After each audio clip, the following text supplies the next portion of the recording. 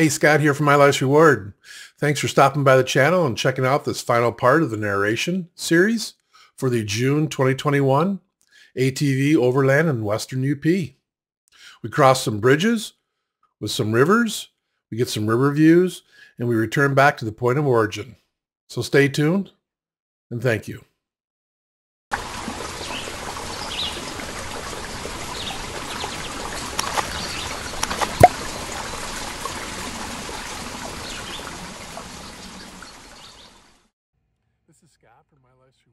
This is Scott from My Life's Reward, and it's good to be back. I am narrating over my previous introduction, so please don't look for the voice to match with this video.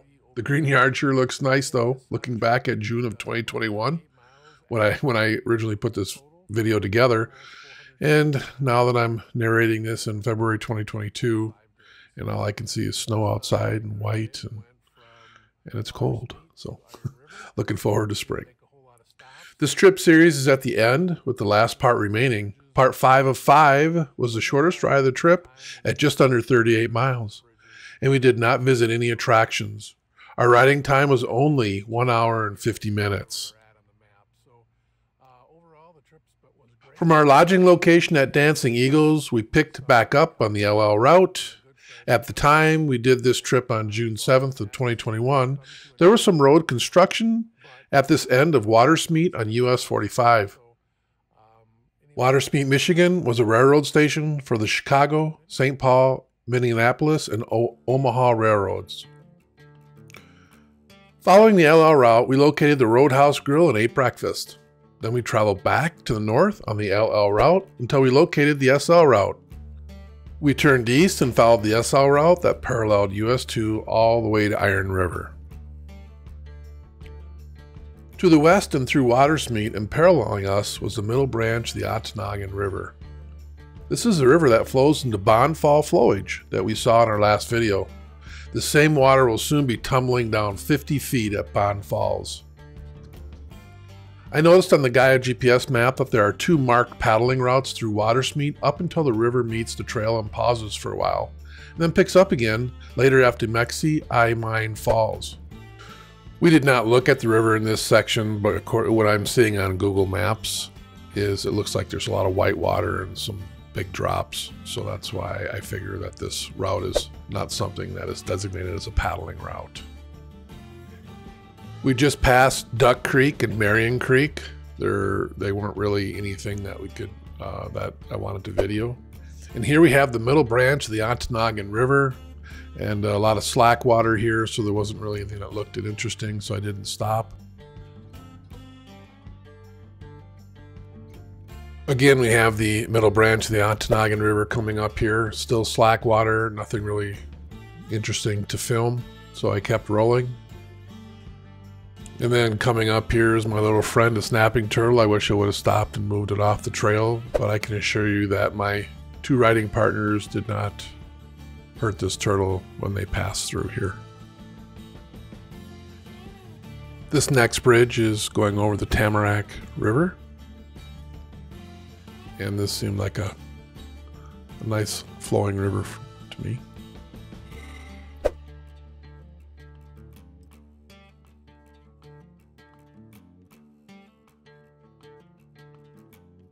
This route that we're riding on, besides being called the SL route, is the State Line Trail, which was once the Chicago or Northwestern Railroad line that went between Watersmeet and Iron River. And upcoming here we have the South Branch of the Paint River. It sort of makes another appearance. I'm not sure it made it on video here, I can't remember, but there's at least a creek that we had to cross over that dumps into the South Branch of the Paint River. And this next creek coming up here is Cook's Run, and it empties into the South Branch of the Paint River that from this location is northeast. So the Paint River, we're kind of following the Paint River off to our left as we're driving.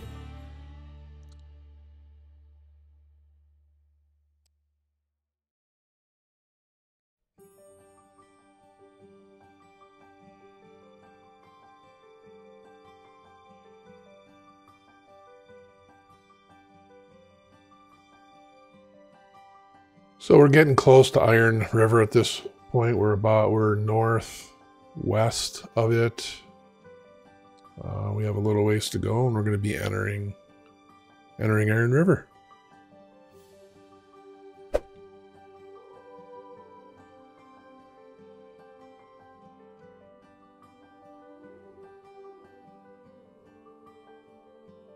We continue to go over rivers here. Got the parts of the Iron River, and we have the Iron River coming up next in itself.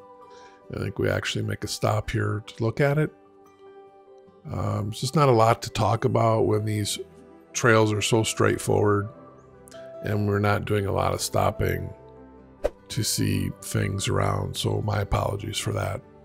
But I just wanted to be consistent in the narration, so I provided as much detail against the videos as I could.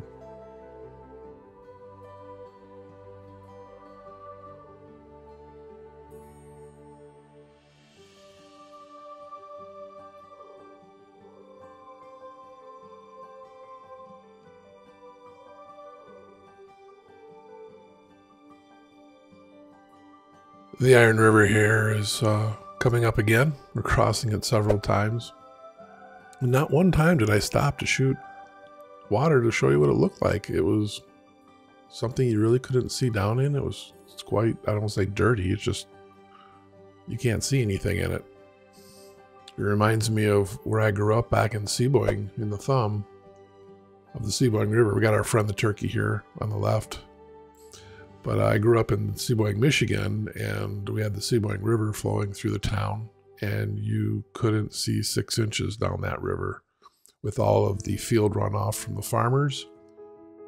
And you just, and even Saginaw Bay in that area, you really couldn't see very far down in that, maybe a few inches, at least immediately outside of Seaboing. Now that probably, I understand that that's changed significantly in my adult years, and it's quite flourishing. Now the Seaboing River is still dirty, I believe, but I think Saginaw Bay outside of Seaboing is a little clearer than it used to be. Here we're in Iron River, the city. Don't have any idea what these cars are lining up for. It seemed exciting.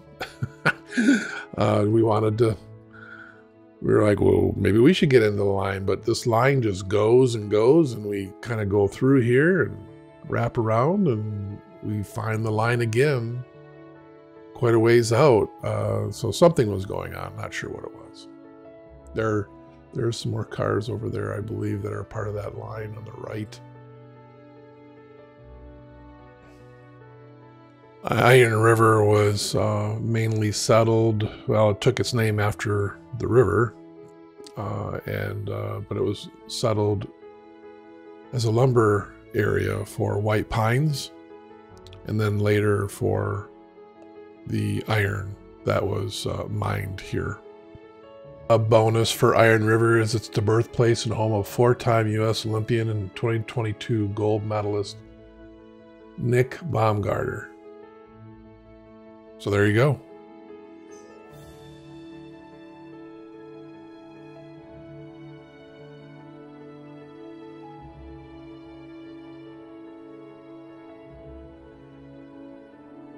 We continue to work our way through Iron River, and we're returning back to our vehicles and our trailer. My son Kyle has a co-worker, and we were able to use the property of his father, who let us park our vehicles there. Quite nice gentleman. So here we are returning to his place, and we're gonna pack it up.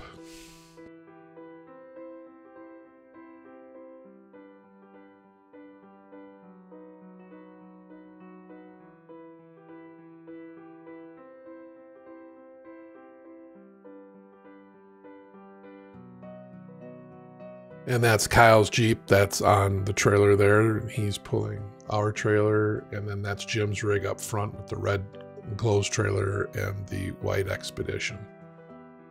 So we're going to spend the next little while unloading all our gear and loading up on the trailers. And we got back up on the road here and went through some nice places. It's always nice to go through Manistique and look at the water's edge.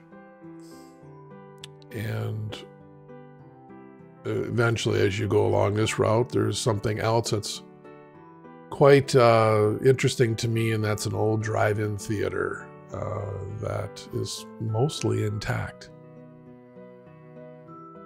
The drive-in footage wasn't included in this video, but as you leave Manistique and continue to go on the east side, traveling along the lake, as you approach the airport, on the right side, south side, is the drive-in theater that's abandoned again, but it's there. And if you ever go to Manistique, check it out.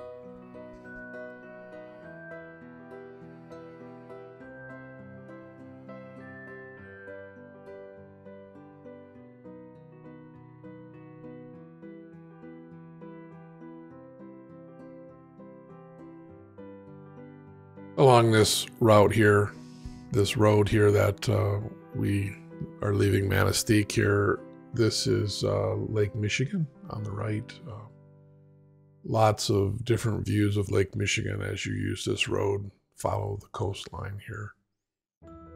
And then there's several places you can stop to go on a trail and go down to the lake. And there's some nice beach areas and sand areas. So something that you might want to look to check out.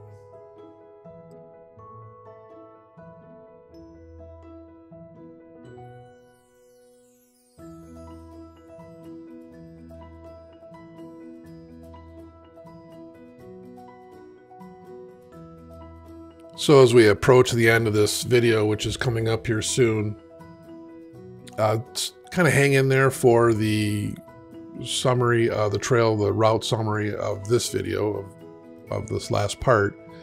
And then I do a total assessment of the entire trip. So that's towards the end of the video. So in the meantime, check out the views as we work our way east and eventually to the Mackinaw Bridge.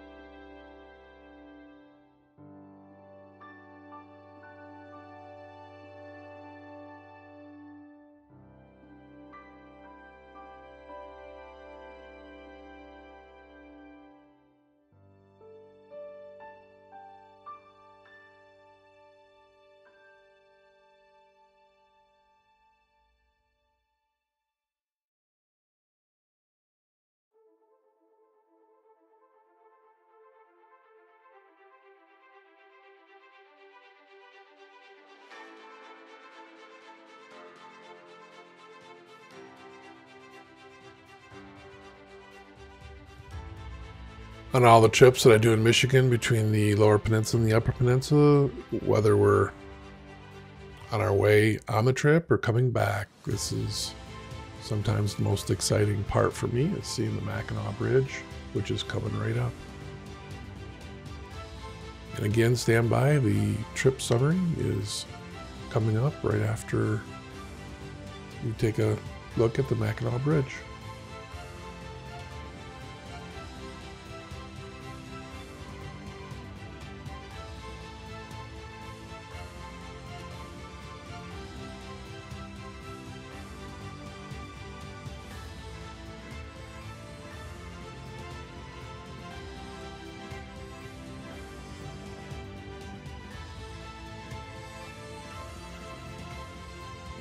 Trail assessment, good trail system, 5 stars. Not a whole lot of excitement other than a bunch of bridge crossings and looking at creeks, rivers, and backwater.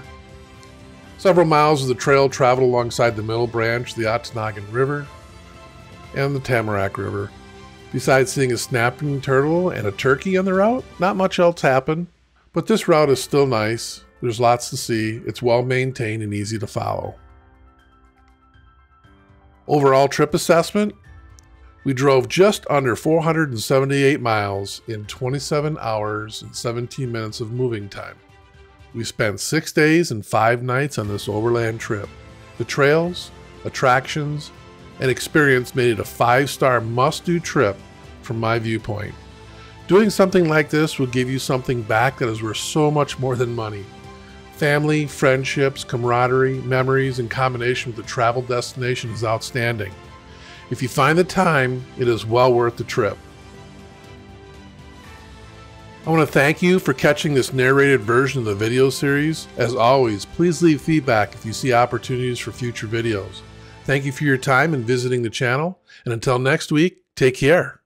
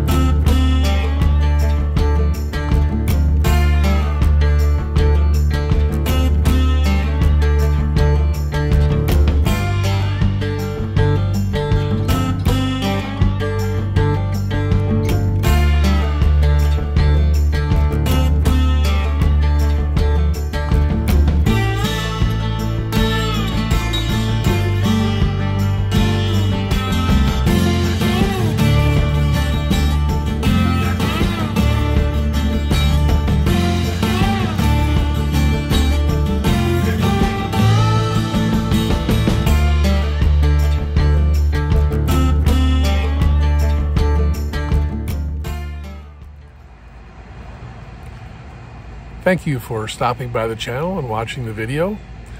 This will bring an end to the 5-day Overland series, and next week we'll be starting an off-grid cabin in the UP that my wife and my granddaughter visited for a couple of days. So I look forward to putting that video together and sharing that with you.